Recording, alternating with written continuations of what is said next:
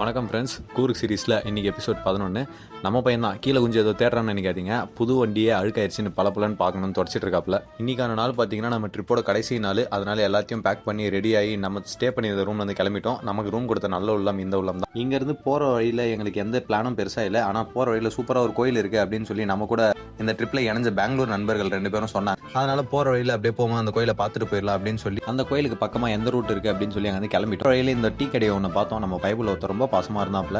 அவனை பிடிச்சி தலைவரன்ற பேரில் கொஞ்சம் டார்ச்சர்லாம் பண்ணேன். பரவாயில்ல, எல்லாத்தையும் தாங்கிட்டு கம்மன் நின்றுட்டு இருந்தான் என் கூட. அப்புறம் சிற தம்பி நாங்களும் கிளம்புறோம், நீயும் பாரு அப்படின்னு சொல்லி அவங்க தடவி கொடுத்துட்டு நாங்களும் அங்கே வந்து கிளம்பிட்டோம். டீ கடைக்கு ஆப்போசிட்லேயே பார்த்தீங்கன்னா இந்த மிரர் இருந்துச்சு. எப்படி வீடியோ மஜாவாக இருக்குது. டீ கடையிலேருந்து ஆல்மோஸ்ட் எங்களுக்கு ஒரு 1/2 hour மேலே ட்ராவல் ஆயிடுச்சு அந்த கோயிலுக்கு போகிறதுக்கு. அது பார்த்தீங்கன்னா கூர்க்குள்ளேயே குஷால் நகர் அப்படின்னு சொல்லி ஒரு இடத்துல இருக்குது இந்த கோயில். இந்த கோயில் பார்த்தீங்கன்னா ஃபுல்லாக புத்திசம் பற்றின கோயில், டிபேட்டியன் மானஸ்டரி அப்படின்னு ஒரு கோயிலுக்கு தான் நாங்கள் இன்றைக்கி வந்திருக்கோம். கோயிலோட என்ட்ரியே பார்த்தீங்கன்னா பயங்கரமாக இருந்துச்சு. அதில் நம்மளோட என்ட்ரி இன்னும் பயங்கரமாக இருக்கலாம்.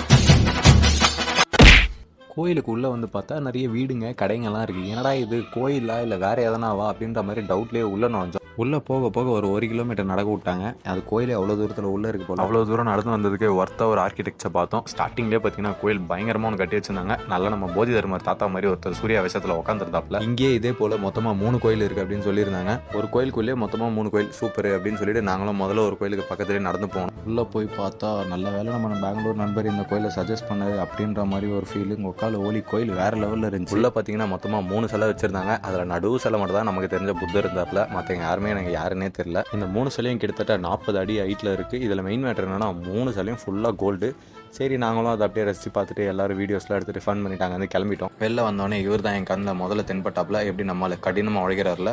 ஆக்சுவலி 3 கோயிலையும் ஒரே வீடியோவில் முடிச்சிடலாம் அப்படின்னு தான் பார்த்தேன். ஆனால் வீடியோ ரொம்ப லாங்காக போன காரணத்தினால் அடுத்த கோயிலை அடுத்த வீடியோவில் போகிறோம். அது வரைக்கும் நம்ம சேனலில் மறக்காமல் பார்க்குறவங்க சப்ஸ்கிரைப் பண்ணி ஃபாலோ பண்ணி வச்சுக்கோங்க. அடுத்ததாக நம்ம போன கோயிலோட என்ட்ரியை மட்டும் பாருங்களேன்.